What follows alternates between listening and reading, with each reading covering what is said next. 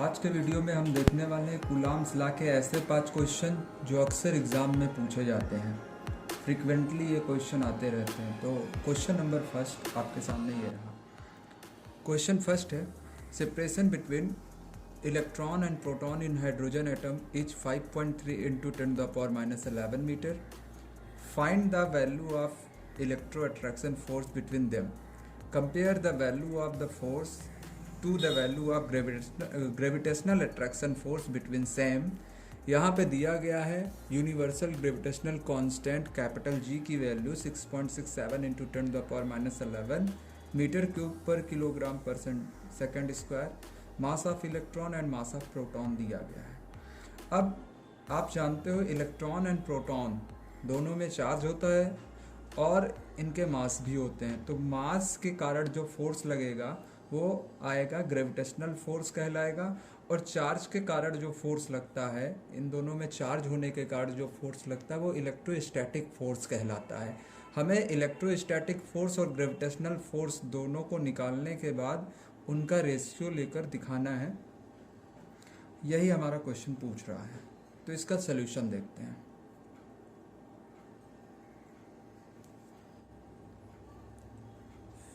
Force due to charge on electron and proton।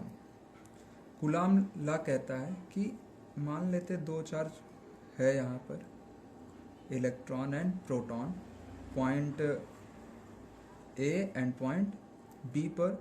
इनके बीच की जो दूरी है वो दी गई है कितनी, 5.3 इंटू 10⁻11 मीटर।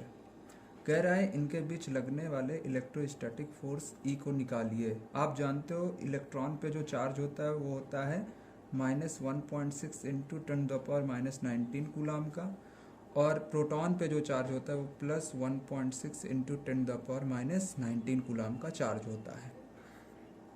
तो दो चार्ज के बीच लगने वाले फोर्स Fe को निकालने के लिए हम कौन सा फार्मूला कूलाम्स लॉ में लगाएंगे। Fe is equal to 1/4 pi epsilon nought Q1 Q2 by R square. Value आप पुट करेंगे तो 1/4 पाई एप्सिलॉन नॉट की वैल्यू होती है 9 इंटू 10⁻9। Q1 जो चार्ज है, Q1 चार्ज की वैल्यू आपकी हो जाएगी 1.6 इंटू 10⁻19 कूलाम, क्योंकि Q1 इलेक्ट्रॉन है। Q2 की बात करें तो वो प्रोटॉन है, इसकी वैल्यू हो जाएगी 1.6 इंटू 10⁻19 कूलाम अपॉन जो आपकी R की वैल्यू आएगी वो आएगी 5.3 इंटू 10⁻11 मीटर का होल स्क्वायर। अब फिजिक्स के न्यूमेरिकल को सॉल्व करने का सबसे अच्छा ट्रिक ये होगा कि जितने भी नंबर हैं जो 10 के पावर के साथ नहीं है उनको एक साथ लिख लीजिए। तो हो जाएगा 9 क्रॉस 1.6 इंटू 1.6, और नीचे 5.3 आ रहा है और इसका स्क्वायर है तो ये हो जाएगा 5.3 क्रॉस 5.3 इंटू, अब जितने भी 10 के पावर बचेंगे उनको साथ में ले लीजिए। तो 10⁻9 10⁻19 इंटू 10⁻19 अपॉन 10⁻11 है। इसको दो बार यहाँ लिखेंगे क्योंकि स्क्वायर है 10⁻11। आगे देखते हैं 9 क्रॉस 1.6 क्रॉस 1.6 अगर आप मल्टीप्लाई करोगे इसे तो ये आएगा 23.04, और 5.3 क्रॉस 5.3 मल्टीप्लाई होगा तो ये आएगा 28.09। अब इधर पावर देख लीजिए, 10⁻19 है और 10⁻19 है, ये दोनों माइनस माइनस है इसलिए ऐड हो जाएंगे। अब यहाँ पे 10⁻9 है तो एक 9 10 19 में से चला जाएगा तो ये बचेगा -10 और -19, तो ये हो जाएगा -29। और इधर आप देखोगे तो 10⁻11 ये -11 जुड़ जाएंगे, -22 होगा, और ये ऊपर जाएगा तो 10⁻+22 आएगा।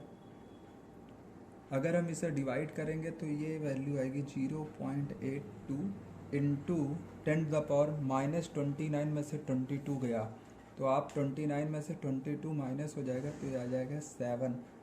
और अगर एक पॉइंट हम देखिए साइंटिफिक नोटेशन में हम एक ही पॉइंट तक क्या करते हैं, पॉइंट लेते हैं, तो ये हो जाएगा 8.2। और जब भी ये राइट की तरफ पॉइंट बढ़ता है पावर माइनस में इंक्रीज होता है तो ये हो जाएगा 10⁻⁸ न्यूटन।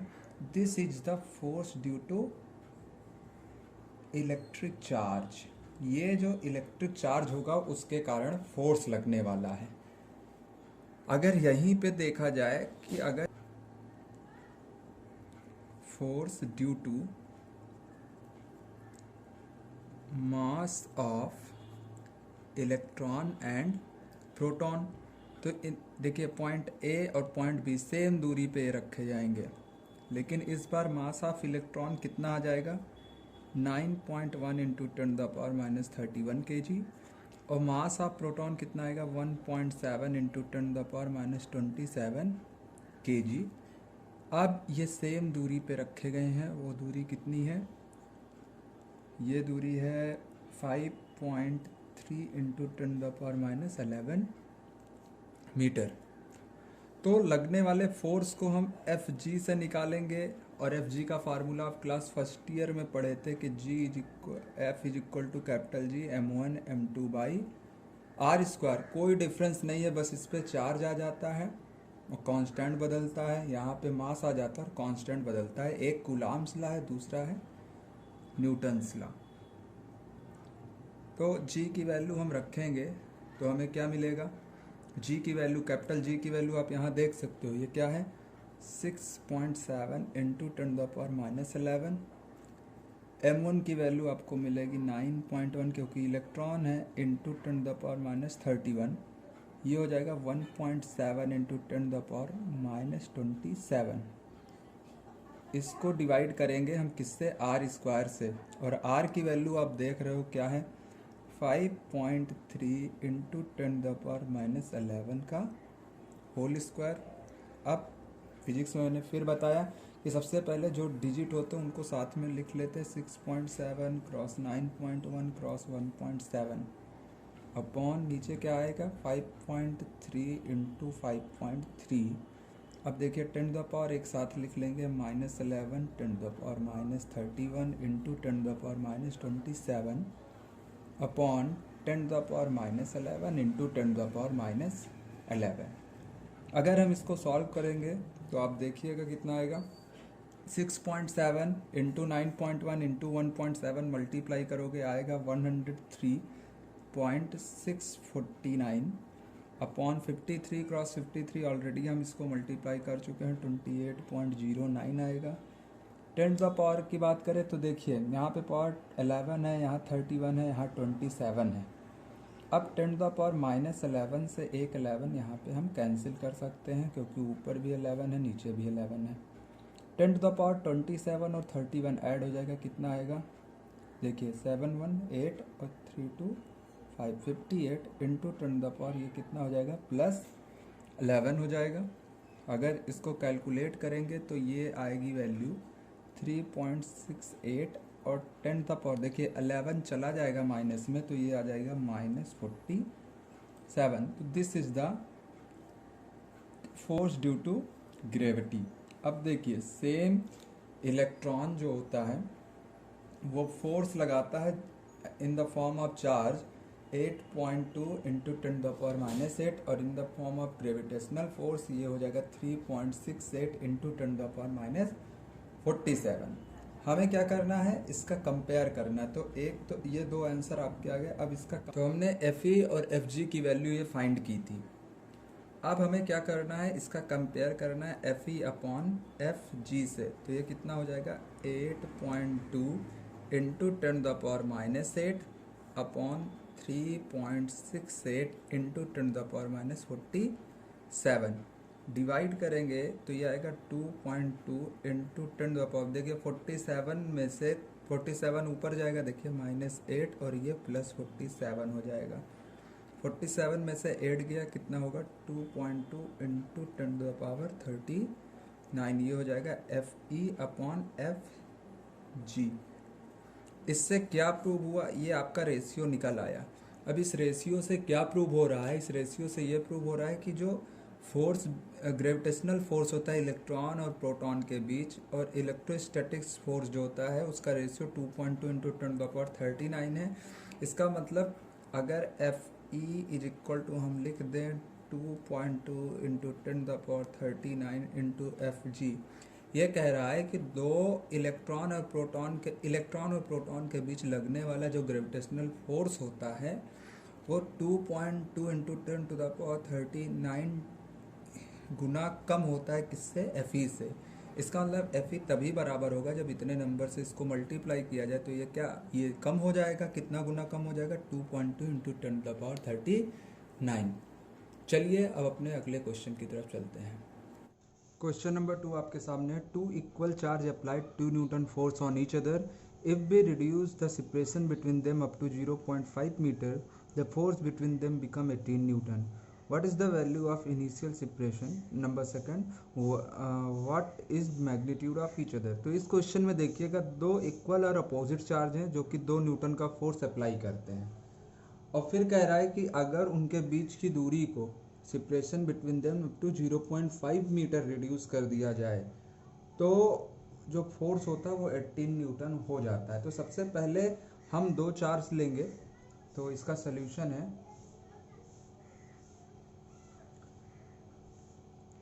let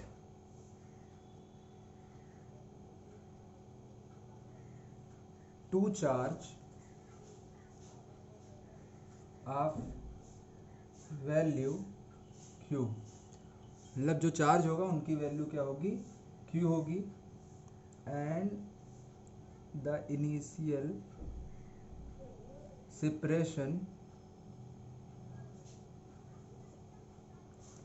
बिटवीन देम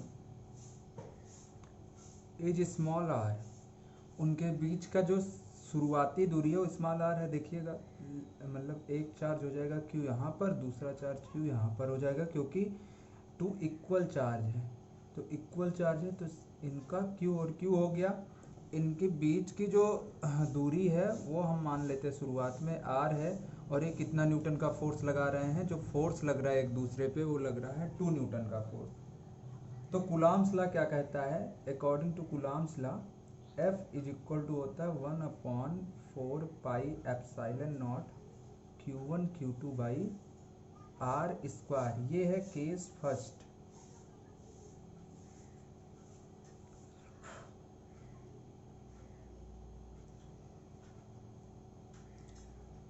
तो शुरुआत में जो फोर्स की वैल्यू है वो 2 न्यूटन है।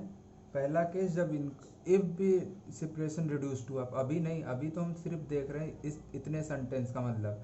तो 2 न्यूटन का फोर्स हो गया 1/4 पाई एप्सिलॉन नॉट की वैल्यू 9 इंटू 10⁻9 होगा। Q1 Q2 सेम है तो ये हो जाएगा Q इंटू क्यू अपॉन इनके बीच की जो दूरी है वो आर स्क्वायर है। तो ये कितना आएगा? 2 इज इक्वल टू 9 इंटू 10⁻9, ये हो जाएगा Q square by R square. तो यहाँ से आपका क्या निकला? Q square by R square. इसको मानेंगे क्वेश्चन नंबर 1। अब देखते हैं केस सेकंड। केस सेकंड क्या कहता है कि अगर इनके बीच की दूरी को 0.5 मीटर तक घटा दिया जाए, मतलब ये हुआ क्यू, इधर हुआ क्यू, और इनकी जो बीच की दूरी हो गई अब वो घट के कितनी हो जाएगी? r माइनस 0.5 हो जाएगी। तो अगर दूरी घटा दी जाती है तो फोर्स की वैल्यू यहाँ पे कितना हो जाता है? 18 न्यूटन। अभी तक फोर्स यहाँ कितना मिल रहा था? 2 न्यूटन।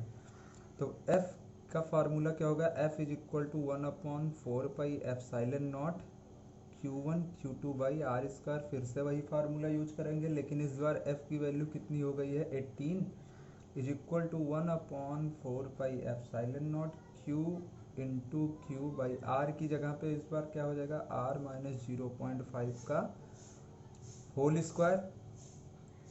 अब यहाँ पे कितना आएगा? 18 is equal to 9 into 10⁻9 Q square upon r minus 0.5 का होल स्क्वायर। इसको हम मान लेंगे इक्वेशन नंबर सेकंड। 2 इक्वेशन मिल गए। करना क्या है? इक्वेशन सेकंड बाई हम क्या कर देंगे? फर्स्ट कर देंगे। आप जानते हो इक्वेशन सेकंड बाई फर्स्ट करने से हमारा 9 इंटू 10⁻9 कट सकता है, क्यू स्क्वायर कट सकता है और आर की वैल्यू निकल सकती है। तो करते हैं, ये हो जाएगा 18/2 इज इक्वल टू 9 इंटू 10⁻9। देखिए इक्वेशन सेकंड ऊपर आएगा। सेकंड क्या है, Q square upon R minus 0.5 का होल स्क्वायर, ये हो जाएगा 9 into 10⁻9 Q square upon, equation first में सिर्फ आर स्क्वायर है तो यहाँ आर स्क्वायर लिख देंगे। 2 1 जा 2, 2 9 जा 18, तो 9 इज इक्वल टू ये और ये कैंसिल हो जाएगा, ये आएगा बेटा Q square upon R minus 0.5 का होल स्क्वायर, और ये आर स्क्वायर ऊपर चला जाएगा तो हो जाएगा R square by Q square. अब देखिए यहाँ से आपका क्यू स्क्वायर क्या हो जाएगा, कैंसिल हो जाएगा, तो ये आ जाएगा 9 is equal to R square upon R minus 0.5 का होल स्क्वायर। अब देखिए दोनों तरफ स्क्वायर है तो हम क्या ले लें, रूट ले लें। तो taking root on both side, दोनों साइड पे रूट लेते हैं तो देखिए कितना आएगा, 9 का रूट कितना हो गया 3, और ये हो जाएगा आर अपॉन आर माइनस 0. तो प्लस माइनस 3 लगा देंगे। अब अगर हम इसको सॉल्व करते हैं तो हम पहले लेते हैं फॉर पॉजिटिव 3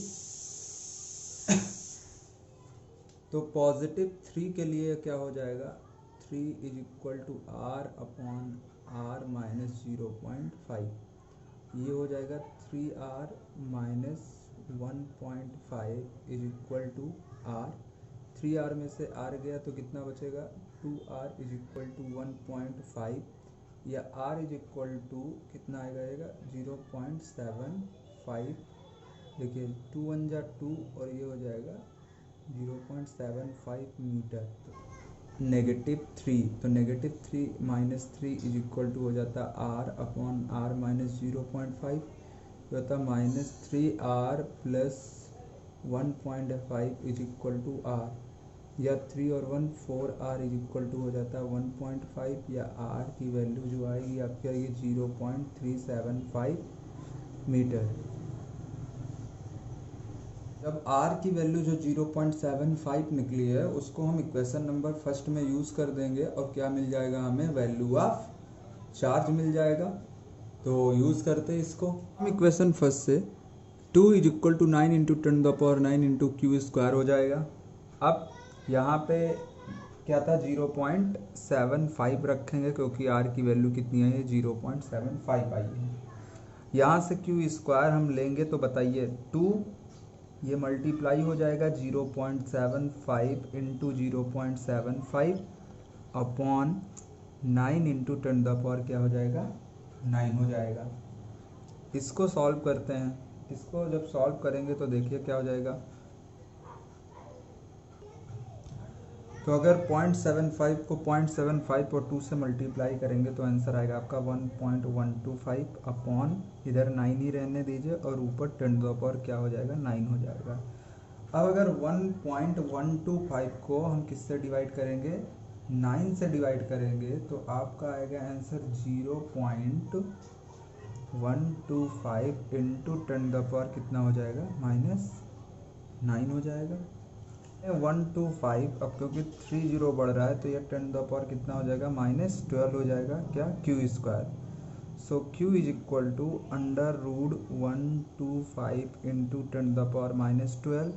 अंडर रूट 125 को हम क्या लिख सकते हैं, 11.18 इंटू 10⁻6, या क्यू इज इक्वल टू हो जाएगा 11.18 प्लस माइनस यहाँ लगा देंगे जब भी रूट लेते, प्लस माइनस 11.18 इंटू 10⁻6 कूलाम। तो ये आपका क्या हो जाएगा, आंसर हो जाएगा चार्ज क्यू की वैल्यू। अगर चार्ज की वैल्यू 11.18 इंटू 10⁻6 हुई तो उनके बीच का सेपरेशन कितना आएगा, 0.75 आएगा। अब अगर हम फ्रॉम इक्वेशन फर्स्ट से देखें और Q की वैल्यू, इस बार जो चार्ज की वैल्यू होगी, इस बार हम सेपरेशन R जो हमारा दूसरा आया था कितना था 0.375, अगर इस बार 0.375 हम लेते हैं तो from equation first two Q square upon 0.375 का होल स्क्वायर डायरेक्ट हम लिख रहे हैं Q square is equal to 2 cross 0.375 into 0.375 upon 9 into 10⁹ इसको सॉल्व करेंगे, ऊपर मल्टीप्लाई करने पे आएगा 0.28 अपॉन 9 इंटू 10⁻9 का डिवाइड करने पे आएगा 0.031 इंटू 10⁻⁻9। अब यहाँ से हम क्या लिख सकते हैं इसे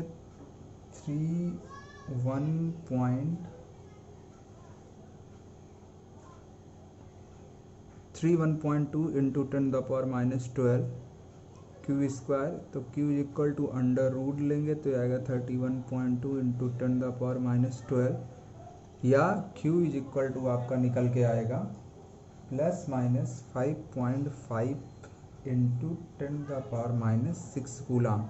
तो ये चार्ज तब आएगा जब हम R की वैल्यू कितनी लेंगे 0.375 और 0.75 R की वैल्यू लेने पे 0.75 R की वैल्यू लेने पे जो चार्ज की वैल्यू आएगी इतनी आएगी। चलते हैं अपने नेक्स्ट क्वेश्चन की तरफ। क्वेश्चन नंबर 3 है two identical sphere with different charge separated 90 centimetre away, first we put both sphere together, after that place it at some position, if the value of force between them is 0.025 newton, find the value of final charge on it. Solution देखते हैं इसका। Question है two identical sphere with different charge separated 90 centimetre away. अब मान लेते हैं कि दो आइडेंटिकल स्पेयर थे जिसपे चार्ज एक पे था कैपिटल Q, एक पे था स्मॉल q डैश। अब क्वेश्चन कह रहा है कि ये अलग रखे थे, कितनी दूरी पे रखे थे 90 सेंटीमीटर दूरी पे रखे हुए थे। कह रहा है कि फर्स्ट, सबसे पहले करना क्या, first we put both sphere together. अब हमने क्या किया, इन दोनों को साथ में रख दिया, जैसे कि यहाँ पे Q है और यहाँ पे Q डैश साथ में ले लिया हमने। अब फिर कह रहा है कि first we put both sphere, after that place it at the same position. तो फिर इसको सेम पोजीशन पे रख देते हैं। पहले कितना रखा था 90 सेंटीमीटर दूरी पे, फिर से रख देते हैं इसे। तो अब यहाँ पे होगा क्या, मान लेते हैं अगर दोनों पे क्या है अलग अलग चार्ज है, लेकिन साथ में रखने के बाद अगर अलग करेंगे तो दोनों पे चार्ज सेम हो जाएंगे। तो एक पे Q है तो दूसरे पे भी Q होगा, तो यहाँ स्मॉल q और दूसरे पे भी क्या हो गया स्मॉल q हो गया। अब कह रहा है कि अब अगर इसके बीच में लगने वाला जो फोर्स है F की जो वैल्यू यहाँ पे है, अगर वो 0.025 न्यूटन है तो दोनों पे फाइनल चार्ज या Q की वैल्यू क्या होगी। तो अब तो क्वेश्चन बड़ा सिंपल हो गया। फार्मूला लगाएंगे कौन सा, कूलॉम्स लॉ। तो कूलॉम्स लॉ क्या कहता है, F is equal to 1/4πε0 Q1 Q2 by R square. इस क्वेश्चन में बस आपको जो दिमाग लगाना है वो यही है कि जब स्पेयर को साथ में रखेंगे तो दोनों पे चार्ज क्या आ जाएगा, सेम आ जाएगा।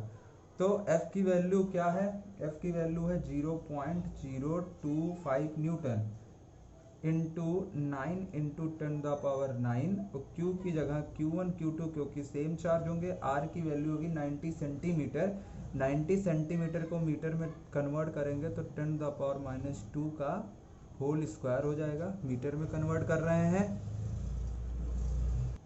चलिए क्रॉस मल्टीपल करते हैं, आप जानते हो ये इस तरफ आ जाएगा तो ये हो जाएगा 0.025 into 90 into 10⁻² into 90 into 10⁻² is equal to 9 cross 10⁻9 into Q square. तो यहाँ से Q स्क्वायर आपका जो आएगा वो आ जाएगा 0.025 इंटू 90 इंटू 90 इंटू 10⁻², क्या हो जाएगा 4, और नीचे आपका आएगा 9 इंटू 10⁻9।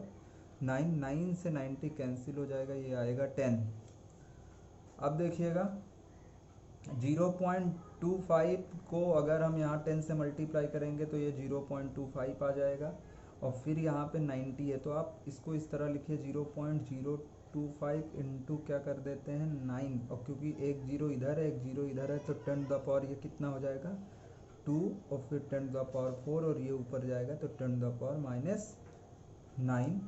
मल्टीप्लाई जब करेंगे, मल्टीप्लाई करने पे आएगा ये 0.225 इंटू 10 द पावर, देखिएगा 10 द पावर माइनस कितना हो जाएगा 10।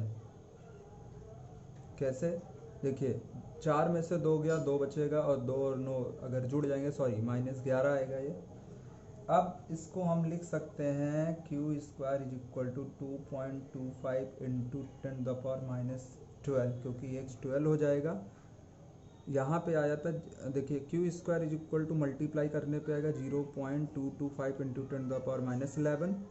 अब q² की जो वैल्यू होगी वो हो जाएगी 2.25, क्योंकि एक पॉइंट हमने इस तरफ मोशन में लाया, इधर मूव किया, तो ये 10 द पावर -12 हो जाएगा।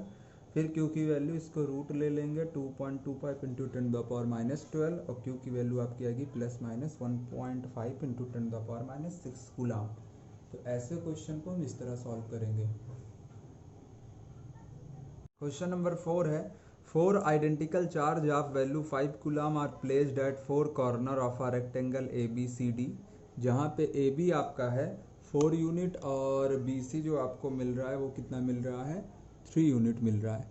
Find the value of force, value of force को फाइंड करना है on charge placed at D। तो सबसे पहले हम एक जो स्पेयर बनाएंगे, इस फिगर को ध्यान से समझिएगा क्योंकि इसी में इसका आंसर छुपा हुआ है। हमारे पास एक रेक्टेंगल है,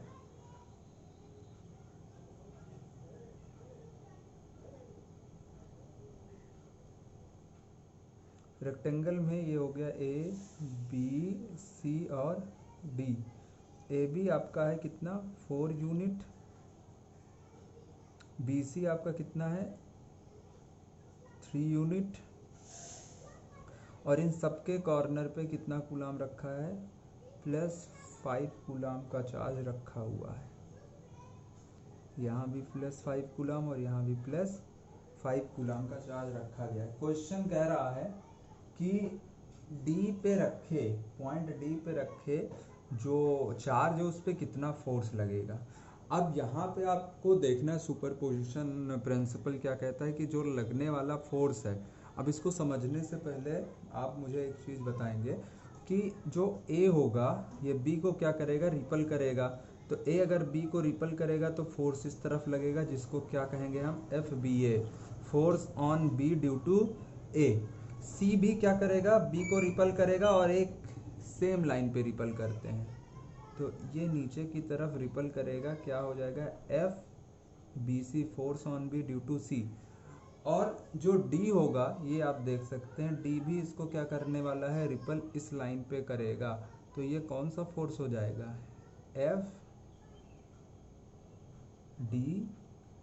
force sorry FBD, force on B due to D। तो कितने फोर्स लग रहे हैं आप ध्यान से देखिएगा, यहाँ पे कितने फोर्स लग रहे हैं 3 फोर्स लग रहे हैं। किस पे लग रहे हैं B पे लग रहे हैं। अब इस क्वेश्चन में सोचने वाली बात यह है कि मान लेते हैं, ये देखिए पॉइंट B का मैं यहाँ पे एग्जांपल बता रहा हूँ। मान लेते हैं पॉइंट B है और पॉइंट B में एक फोर्स लग रहा है इस तरफ, ये आपका हो गया x एक्सिस। तो मान लेते हैं x एक्सिस की तरफ फोर्स लग रहा है, तो सिर्फ अगर पॉइंट B पे x एक्सिस की तरफ फोर्स लगे तो ये बॉडी किधर जाएगी x एक्सिस की तरफ। लेकिन अगर उसी पॉइंट B पे अगर y एक्सिस की तरफ नीचे की तरफ फोर्स लगे, ये हो गया y एक्सिस का डायरेक्शन नीचे की तरफ, तो बॉडी भी किधर मोशन कर जाएगी y की तरफ। लेकिन जब इस पे 2 फोर्स एक साथ लगते हो, फॉर एग्जांपल x एक्सिस की तरफ भी फोर्स लग रहा हो और नीचे किधर लग रहा हो y एक्सिस की तरफ भी फोर्स एक साथ लग रहा हो, तो कंफ्यूजन हो जाएगा क्योंकि B ना तो अब x एक्सिस की तरफ मोशन कर पाएगा ना तो पूरी तरह से वाई एक्सिस की तरफ मोशन कर पाएगा। कहने का मतलब ये है, अगर एक बॉल यहाँ पे है, आप एक किक करते हो एक्स की तरफ तो बॉल एक्स की तरफ मोशन करेगा, अगर वाई की तरफ किक करेंगे वाई की तरफ, लेकिन उसी बॉल पे एक्स एक साथ मतलब एक्स और वाई दो तरफ से अगर हम पैर को मारते हैं तो ना तो ये एक्स की तरफ जाएगा ना ही ये वाई की तरफ जाएगा, ये इसके बीच कहीं मोशन करने लगेगा, जिसे कहते हैं रिजल्टेंट वेक्टर या फोर्स क्या होगा, एक रिजल्टेंट की तरफ वर्क करेगा। तो क्या क्वेश्चन ये है कि क्या फोर्स, मान लेते इधर 10 न्यूटन का फोर्स आपने लगाया, तो क्या पूरा 10 न्यूटन का फोर्स इधर लगेगा, या इधर हमने 20 न्यूटन का फोर्स लगाया तो क्या इस पे 20 न्यूटन का फोर्स लगेगा? तो ऐसा नहीं है। जब भी हम इस कंडीशन में, मतलब आपको अगर कंडीशन ऐसा मिलता है कि बी पे दो फोर्स लग रहे हैं, तो इस फोर्स की वैल्यू और इस फोर्स की वैल्यू क्या हो जाएगी, चेंज हो जाएगी, और इनका जो कंपोनेंट निकल के आएगा, मान लेते हैं ये फोर्स एफ बी है और ये मान लेते हैं एफ सी है, तो जो फोर्स निकल के आएगा वो हो जाएगा एफ बी कॉस थीटा, और ये भी क्या हो जाएगा F C sine F C cos theta हो जाएगा, सॉरी, क्योंकि एंगल यहीं से जुड़ा हुआ है, तो थीटा की वैल्यू कितनी होती है 45 डिग्री, आप जानते हो। तो इस तरह से यहाँ पे अब आप देख लेते हैं, मेन क्वेश्चन पे आते हैं। ये क्वेश्चन कह रहा है कि देखिए एफ बी ए जो फोर्स इधर से लग रहा है वो इस तरफ लगेगा, इस पे इधर भी फोर्स लग रहा है और इस पे इधर से भी फोर्स लग रहा है, तीन डायरेक्शन में फोर्स लग रहे हैं इसे, लेकिन ये क्या हर एक फोर्स की तरफ मोशन करेगा चार्ज? नहीं, ये चार्ज किधर मोशन करेगा, जिस तरफ रिजल्टेंट फोर्स एक्ट हो। तो एफ बी ए का एक कंपोनेंट किधर लगेगा, इस तरफ लगेगा, जिसे हम कहेंगे F B A cos theta, और एफ बी सी का भी एक कंपोनेंट इधर वर्क करेगा, जिसे कहेंगे F B C cos theta, और थीटा की वैल्यू कितनी हो जाएगी 45। तो जो रिजल्टेंट फोर्स होगा वो इन तीनों फोर्स के एडिशन के बराबर होगा।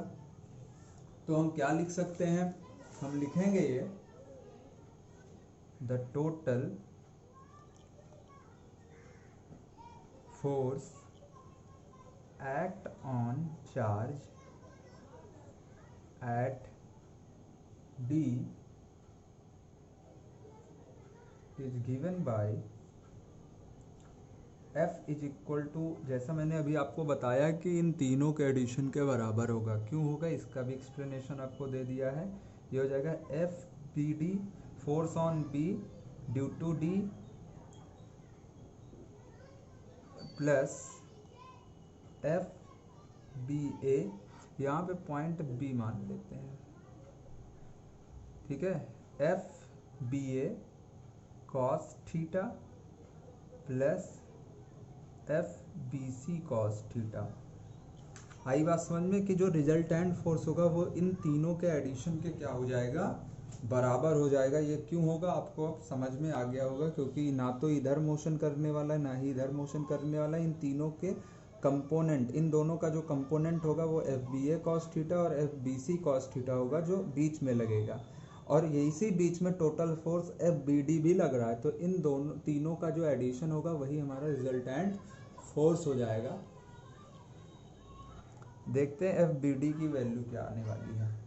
देखिए एफ बी डी की वैल्यू, ये देखिए ये जो दूरी होगी ये कितनी हो जाएगी, ये 4 है ये 3 है, तो 4 4 जा 60, अगर ये 4 है ये 3 है तो पाइथागोरस से क्या हो जाएगा 4 4 जा 16, 3 3 जा 9, ये होगा 25 मतलब 5। तो फार्मूला आपका क्या बनेगा, फार्मूला होगा 1/4 pi epsilon nought Q1 Q2 by R square plus 1/4 pi epsilon nought Q1 Q2 by R square, ये हो जाएगा कॉस थीटा, ये आर डैश का whole square cos theta,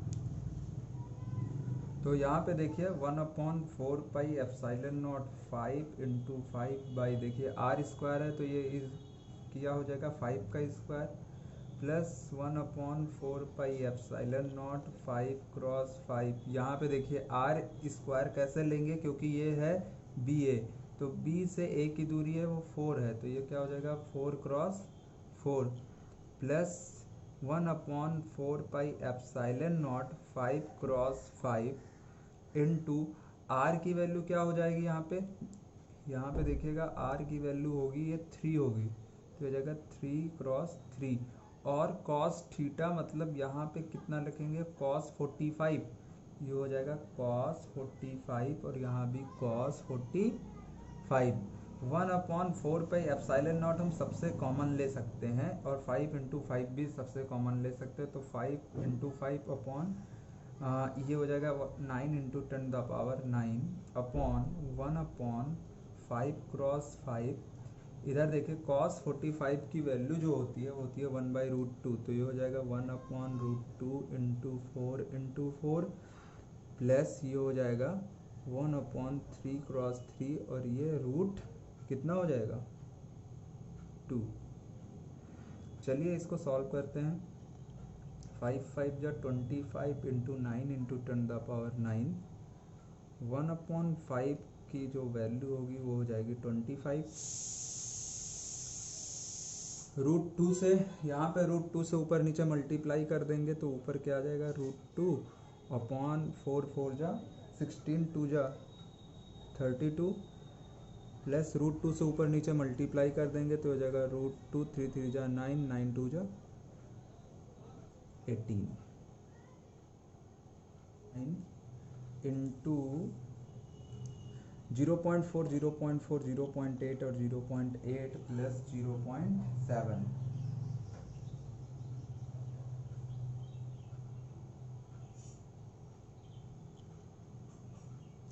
into 10⁹ into 0.15।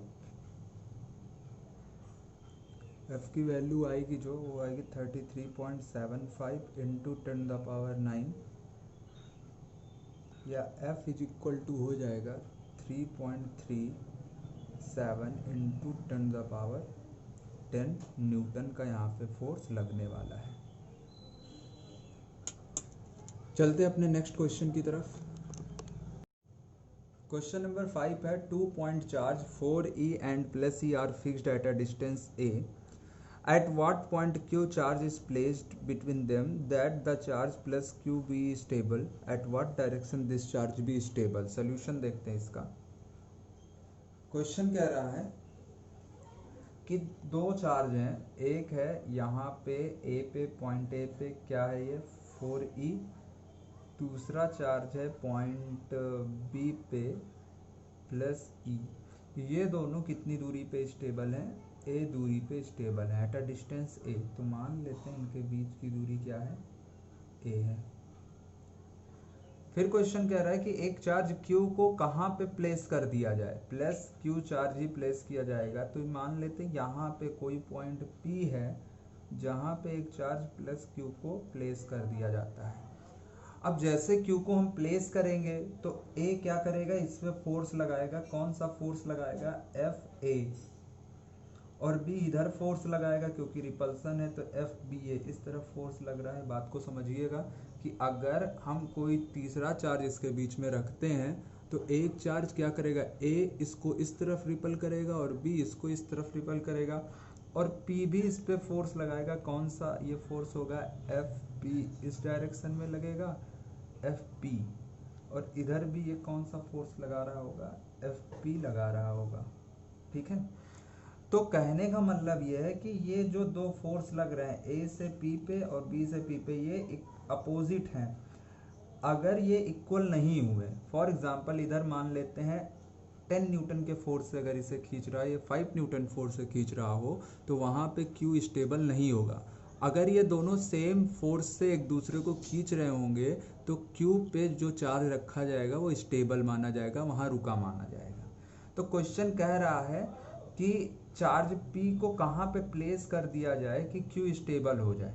तो मान लेते हैं कि इसे A से x दूरी पे प्लेस करने पर किसको, चार्ज Q को, पॉइंट P पे, ये स्टेबल हो जाता है। तो बाकी बचा हुआ दूरी कितनी हो गई, टोटल a था, x दूरी पे हमने रख दिया a से, तो हो जाएगा a माइनस x दूरी पे ये स्टेबल हो जाएगा।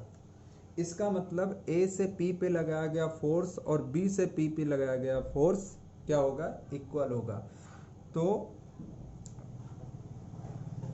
For stable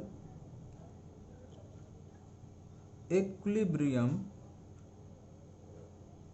F A is equal to क्या हो जाना चाहिए, एफ बी हो जाना चाहिए, दोनों एक दूसरे के बराबर होंगे।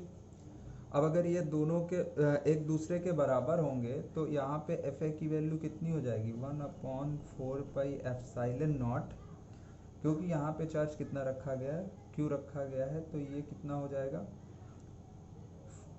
Q1 Q2 by R square, तो 4E into Q by R की वैल्यू कितनी है, x है, तो ये हो जाएगा X square is equal to ये हो जाएगा 1/4πε0।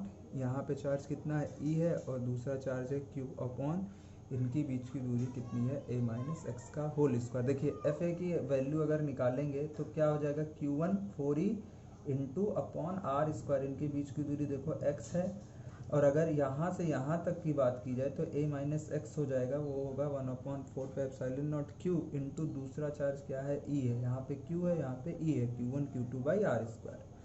यहाँ से ये कैंसिल हो जाएगा, Q से Q कैंसिल हो जाएगा, E से E कैंसिल हो जाएगा, तो आपका बचा कितना, 4 by X square is equal to 1/a minus X का होल स्क्वायर। दोनों साइड में हम क्या ले लेंगे, इसको रूट लेंगे, taking root on both side. दोनों साइड पे अगर हम रूट लेते हैं तो ये हो जाएगा 2/x is equal to 1/a minus X, तो ये हो जाएगा 2a minus 2x is equal to x, ये 2 इस तरफ आएगा तो क्या हो जाएगा 2a is equal to 3x, या हम लिख सकते हैं x is equal to 2a by 3। तो कहने का मतलब ये है कि जो x यहाँ पे डिस्टेंस लेंगे हम, वो कितनी दूरी पे लेंगे, 2a बाई 3 दूरी पे लेंगे अगर हम, तो q पे जो चार्ज होगा वो क्या हो जाएगा, स्टेबल हो जाएगा। फिर इस क्वेश्चन का दूसरा पार्ट है, at what direction this charge be stable, किस डायरेक्शन में ये चार्ज स्टेबल होगा। तो ध्यान से देखिएगा, इन दोनों तरफ फोर्स लग रहा है, कहीं भी हल्का सा मोशन हुआ तो ये उसी तरफ खिंच जाएगा चार्ज। तो ये हम नहीं कह सकते कि ये किस डायरेक्शन में स्टेबल होगा, हम कह सकते हैं कि दी stability is not fixed at a particular direction।